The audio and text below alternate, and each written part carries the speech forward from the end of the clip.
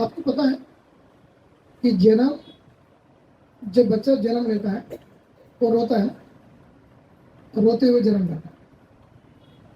जब मरता है तो रुलाते हुए जाता है। बच्चा जन्म लेता है तो रोता है, जब मरता है तो रुलाता है। और ये जन्म और मरण के जो बीच की जो इम्पोर्टेंट बातें, जो मरण है, इसका मतलब होता है कि शरीर से आत्मा निकल गया। इस शरीर से आत्मा निकल गया, क्योंकि ये सच्चाई है कि इंसान जब इस दुनिया में आते हैं वह मरना एक कंपल्सरी है।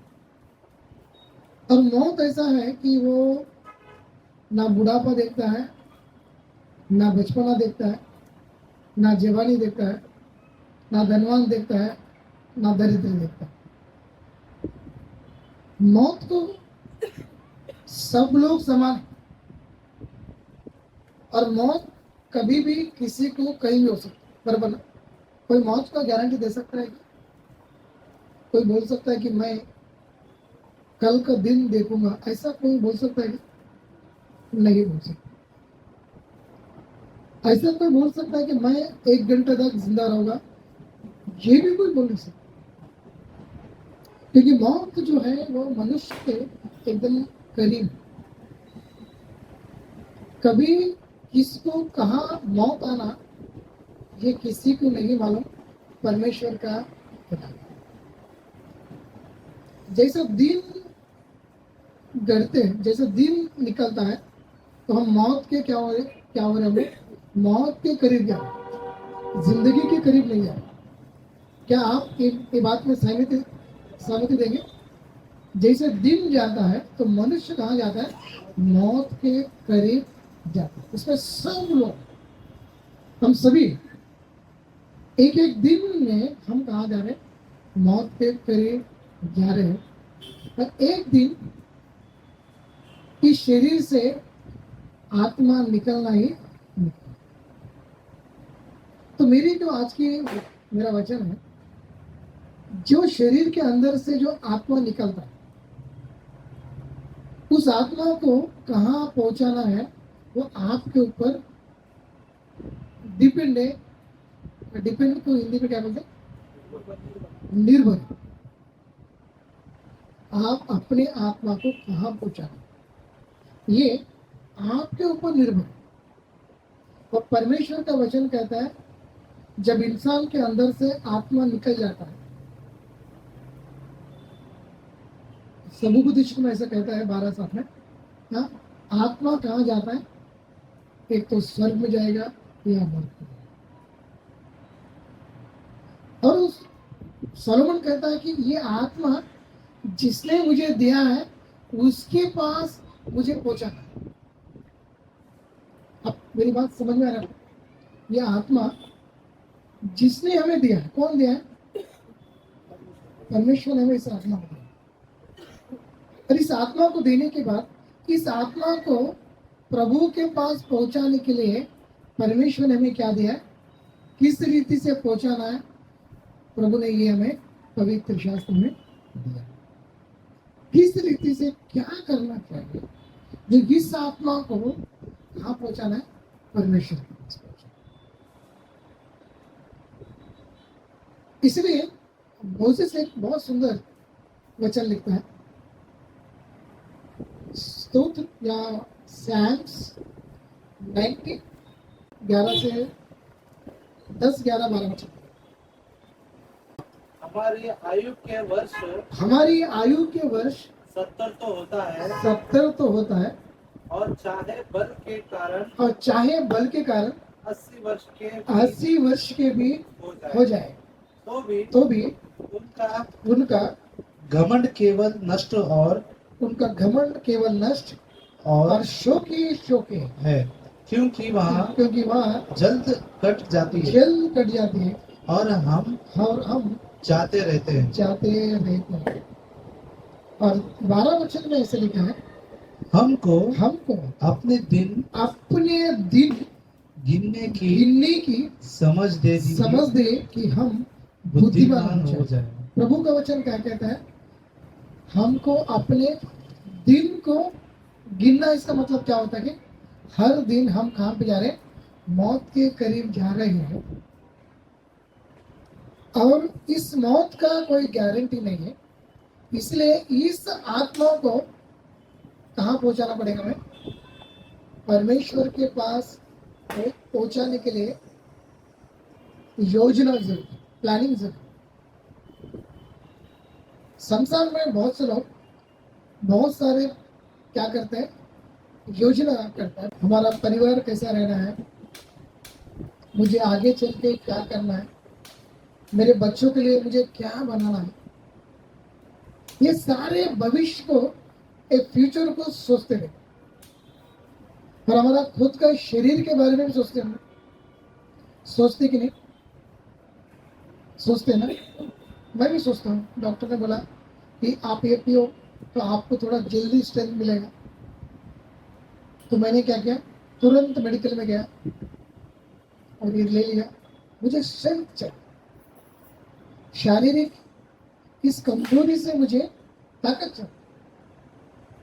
आप भी सोचते हैं ना, मुझे अच्छा तंदुरुस्त रहना चाहिए। लेकिन सबसे इम्पोर्टेंट योजना है, मेरे अंदर जो आत्मा है उसका क्या?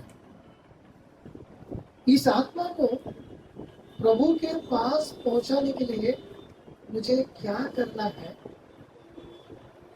ये बात हम बहुत बार नहीं करते।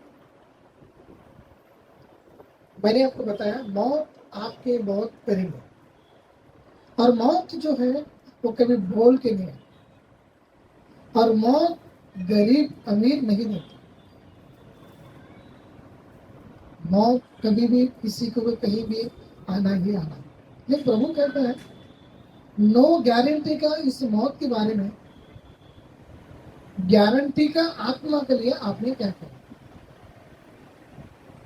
योजना इंपॉर्टेंट है कि नहीं? प्लानिंग इंपॉर्टेंट है कि नहीं? लेकिन हमारा प्रॉब्लम क्या है? इस बातों को हम अपने ज्ञान में रखते ही नहीं। इसलिए आत्मा का संरक्षण के बारे में हम सोचते नहीं। प्रभु यीशु मसीह ने एक एग्जाम्पल बताया, लाजर और कौन? धनवान ने क्या किया? अपने सांसारिक और शारीरिक योजना किया। वो मखमल का क्या पहनता था? कपड़ा, मखमल का पलंग, बहुत सुंदर कपड़े, बहुत सुंदर भोजन, सब कुछ उसके पास। पीढ़ी पीढ़ी के लिए उसने बहुत सारा संपत्ति उसने जमा करके रखा, शरीर के लिए बहुत सारा योजना करके रखा। और धनवान और गरीब लाजर कुछ नहीं किया। उसका मन में था मैं गरीब हूं, मुझे शरीर कमजोर है, मेरे शरीर के अंदर के जो फोड़े कुत्ते आके चाट रहे हैं, खाना नहीं मिलता मुझे, मैं पड़ा हुआ खाना खा रहा हूँ, ये सब ठीक है। लेकिन मैं अपने आत्मा के संरक्षण के लिए मुझे क्या करना है ये उसे मालूम। उसे अच्छी रीति से मालूम था ये शरीर तो आज नहीं तो कल जाने वाला है, आत्मा अमर है, और इस आत्मा को मैं अपने परमेश्वर के पास पहुंचाने के लिए मुझे क्या करना पड़ेगा ये उसे नॉलेज कर सकते। सबसे इम्पोर्टेंट ये मनुष्य जो है मौत और जन्म का बीच की कहानी के बारे में सोचता ना। जो आत्मा अमर है, आत्मा का मरण नहीं है, हमेशा आत्मा जिंदा रहता है, लेकिन स्वर्ग में या नरक में ये हमारे ऊपर डिपेंड है। और इतना बड़ा मूल्यवान आत्मा, हमारे अंदर की आत्मा के बारे में हम विचार नहीं करते, हम प्लानिंग नहीं करते, हम सोचते नहीं, हम विचार नहीं करते किस तरीके से मैं अपनी आत्मा का संरक्षण करूं। अब प्रभु ने हमें दिया है, इस पवित्र शास्त्र प्रभु ने हमें दिया है कि तुम अपने आत्मा को क्या किया तो तुम बचा सकते हो, तो परमेश्वर ने बोले कि नहीं बोला? मार्क शुभ वर्तमान उसका 10वां अध्याय 17 से 22 वचन तक एक स्टोरी है। स्टोरी में ऐसा है, एक धनवान, एक जवान प्रभु यीशु मसीह के पास आया, बराबर, और पूछता है कि मैं अनंत काल का जीवन पाने के लिए मैं क्या करूं? मुझे स्वर्गीय जीवन चाहिए, मैं जाना चाहता हूं, मुझे जाना है। इस दुनिया में बहुत सारा संपत्ति है, पैसा है, कि मुझे कहाँ जाना है? स्वर्ग में जाना है। तो प्रभु यीशु मसीह ने एक प्लान बताया, ठीक है, तो स्वर्ग में जाना चाहता है ना, एक काम, ये सारी संपत्ति, ये सारा पैसा तुझे स्वर्ग में नहीं लेके जाएगा, ये सारे संपत्ति को छोड़ तो मेरे पीछे। यीशु ने प्लान बताया, क्या किया तो तेरी आत्मा की तो रक्षा कर सकता। और 22 में ऐसा लिखा है, पढ़ेंगे फिर मार्क 10 और 22, 21-22 पढ़ो। इस बात से उसके चेहरे पर उदासी छा गई। इस बात से उसके चेहरे पर उदास छा गई, और वह शोक करता हुआ चला गया, गया, क्योंकि वहाँ बहुत धनी था। क्योंकि वहाँ बहुत ही धन्य। प्रभु में प्रिय मेरे भाई और बहन, मैं आपसे कहता हूँ, आत्मा को बचाने के लिए आपको कोशिश करनी चाहिए, क्योंकि ये आत्मा अमर है। ये शरीर का कोई गारंटी नहीं, कोई गारंटी है? कुछ गारंटी नहीं। संसार कुछ गारंटी है नहीं, ना सूरज की गारंटी है, ना चंद्रमा की गारंटी। प्रभु क्या कहता है? नया आकाश और नई पृथ्वी बनी, और चूना आकाश चूना पृथ्वी सब कुछ नाश हो जाएगा, कुछ नहीं रह जाएगा। लेकिन हम लोग उसके बारे में सोच रहे जिसका गारंटी नहीं। हमें उसके बारे में सोचना है कि जो आत्मा है, आज नहीं तो कल इस आत्मा हमारा शरीर को छोड़कर जाने वाला है। इस आत्मा की संरक्षण मैं कैसा रखूं, ये रोज रोज रोज सोचना नहीं होगा। एक दिन सोचने से नहीं होगा, हफ्ते में एक बार सोचने से नहीं होगा। होता है खाना कितना बार खाते हैं हम? खाना 2 3 बार दिन में कि हफ्ते में? दिन में 3 बार। बहुत अच्छी बात। सुबह भी खाएंगे, दोपहर भी खाएंगे, रात को खाएंगे, शाम को नाश्ता भी करेंगे, और बीच में जो कुछ मिला था वो कंटिन्यू होगा। हमारा पेट कैसा रहेगा? बेचारे बहुत तकलीफ होती है, बेचारा सोचता रहेगा, अरे हाई इतना पेट है, इतना तकलीफ दे रहा है मुझे। खाएंगे 3 टाइम। बाइबल कितनी बार पढ़ेंगे? ये बाइबल पढ़ने का एक बार, लेकिन बड़ा ऐसा लगता है कि मेरा सर पे बहुत बड़ा बोझ है बाइबल पढ़ना। अरे भाई, ये बाइबल पढ़ना आपका आत्मा के लिए रक्षण है, ये प्लानिंग में आपका रहना जरूरी है। ये प्लानिंग है कि ज्ञान कहाँ से मिलेगा? विश्वास कहाँ से मिलेगा? पढ़ने के क्या लिखा है? सुनने के द्वारा, पढ़ने के द्वारा आपको विश्वास मिलेगा। और यह कहाँ पे है? कभी आपको पता है, मेरी आत्मा का संरक्षण के लिए प्रार्थना और बाइबल पढ़ना बहुत ही जरूरी है। आपको ये बात पता है कि नहीं पता है? पता है कि नहीं पता है? पता है, लेकिन बेपता है। पता है लेकिन बेपता है, नहीं पता। कुछ लोग बोलते सर मुझे भूख सही नहीं लगता, भूख से है ना, झगड़ा भी करता है, टाइम पर खाना नहीं मिला तो बात है। और बाइबल पढ़ना आत्मा का रक्षण के लिए आपको सोचना बहुत जरूरी है, आपको प्लानिंग करना जरूरी है। क्योंकि मैंने बताया कि इंसान जब जैसा दिन जाता है तो मौत के करीब जाता है, और मौत कभी होगा हमको नहीं मालूम। इसलिए तेलुगु में बहुत सुंदर गाने, दीपम ఉండగానే इल्लू చక్కబెట్టును, प्राणम ఉండగానే। इसका मतलब जब तक जिंदे है तुम अपना आत्मिक जीवन को तुम संभालो, ठीक करो, सुधारो। सुधारना बहुत जरूरी है। इस आत्मा का लिए विचारना, सुधारना बहुत जरूरी। एफएससी करा में बहुत सुंदर अच्छा लगता है। एफएससी करा इसका 5वां अध्याय 1 पहला वचन, बालकों की नाई परमेश्वर के सदृश बनो। इसका मतलब क्या है? परमेश्वर के जैसे स्वभाव तुम्हारा होना चाहिए, उसके जैसे बनो।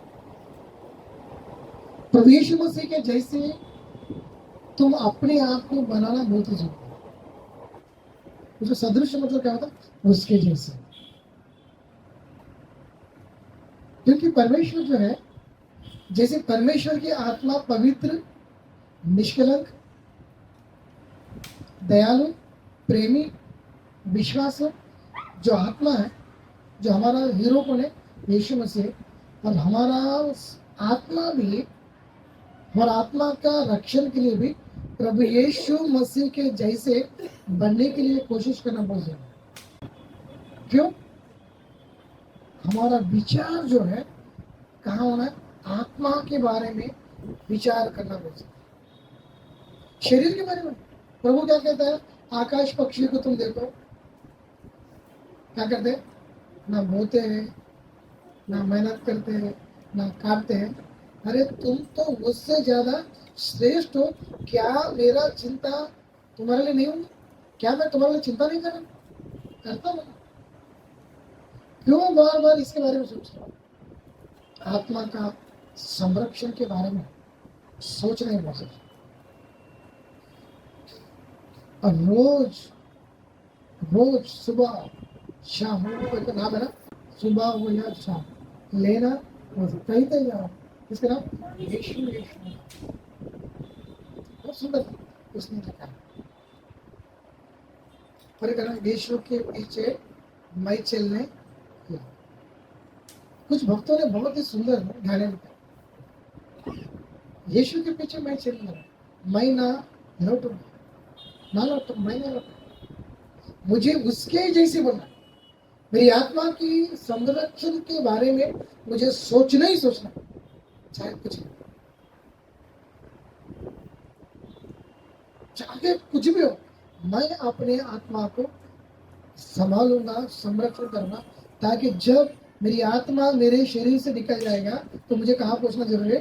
परमेश्वर के पास पहुंचना जरूरी। तो योजना नहीं करेंगे। मैं हमेशा बोलता हूँ, इस संडे के 2 ताली बजा के गाना वाना गा के उससे नहीं होगा, उससे होगा क्या? नहीं। आप सोचो ना, मैं क्या करना पड़ेगा? ये आत्मा क्या प्रभु के जैसे है? ऐसा कौन से बातें है, कौन सा धब्बा है, ऐसा कौन सा प्रॉब्लम है मेरे आत्मा के अंदर? ये बहुत जरूरी है। तो प्रभु का वचन कहता है, बहुत सुंदर वचन, इसका 5वां अध्याय, इसका 17 वचन पढ़ेंगे। इस कारण निर्बुद्धि ना हो, पर ध्यान से समझो कि प्रभु की इच्छा क्या है। बस कैसे समझना पड़ेगा? क्या प्रभु की इच्छा क्या है, तुम ध्यान से समझो। आपकी आत्मा के बारे में प्रभु क्या सोचता है? आपके जीवन के बारे में परमेश्वर क्या सोचता है, वो ध्यान रखना जरूर। हम लोग एक प्रार्थना करते हैं ना, क्या प्रार्थना करते हैं? प्रभु ने सिखाया प्रार्थना क्या? स्वर्गीय पिता, और जैसी तेरी इच्छा स्वर्ग में हो वैसे ही पृथ्वी, मतलब हम पृथ्वी नहीं, जैसे स्वर्ग में तेरी इच्छा पूरी होती है वैसे मेरे जीवन में तेरी इच्छा पूरा। इसका मतलब है बाइबल भाषा समाधान हो सकता है। जमीन के बारे में, पृथ्वी का मतलब क्या होता है? देश मतलब लोग। इसीलिए इस वचन कहता है कि तेरी इच्छा को तू जान। प्रभु की इच्छा आपके जीवन में क्या है, ये सब प्लानिंग के बारे में बता। क्या प्लानिंग करना है? शरीर का लेना, हमको वचन लिखना, क्या पहनना है, क्या खाना है, इसका चिंता तुम बताओ, वो तो मैं करूँ। तो किसका चिंता करना है? मैं अपना जीवन को, मेरी आत्मा को प्रभु के पास पहुंचाने के लिए मेरी क्या योजना है, इस बारे में सोचना चाहिए। और इसके लिए क्या करना पड़ेगा?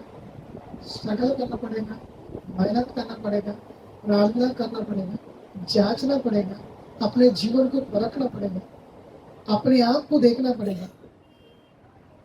मैं अपनी आत्मा बचाने के लिए मैं क्या क्या करूं प्रभु? मुझे क्या करना चाहिए जिससे मैं अपनी आत्मा को स्वर्ग में लेके जाऊं?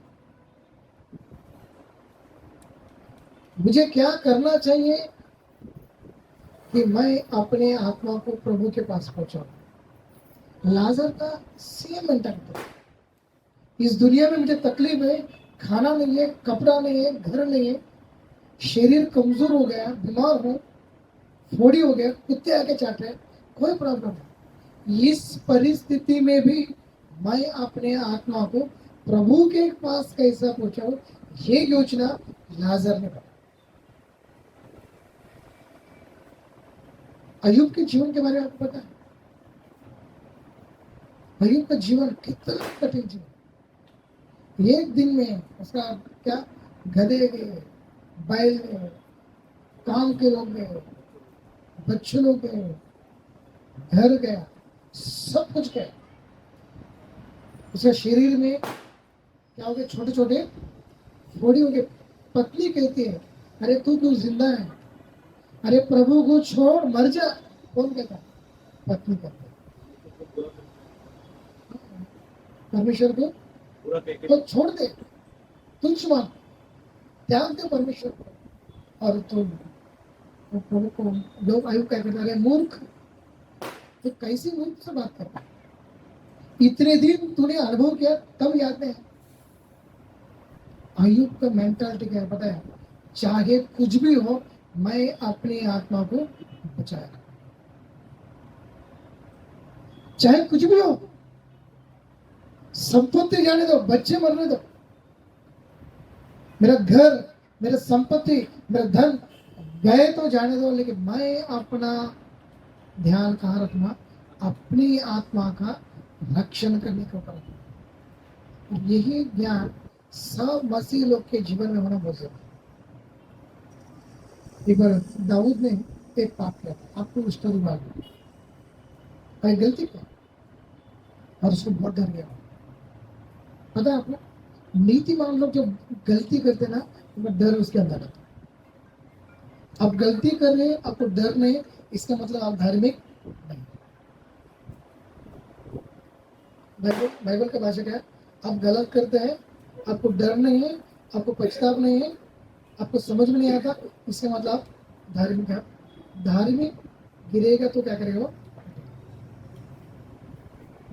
नीतिमान गिरेगा तो उठेगा। जैसे ही डेविड ने पाप किया तो 51 स्तोत्र लिखता है 11 वचन पढ़ो। मुझे अपने सपने से निकालना दे, मुझे अपने सामने से निकालना दे और अपने पवित्र आत्मा को मुझसे अलग ना कर। क्या कहता है? जब पाप किया तो डर आ गया उसका, और वो बहुत डर गया, तेरी आत्मा को तो मुझसे नहीं निकालेगा।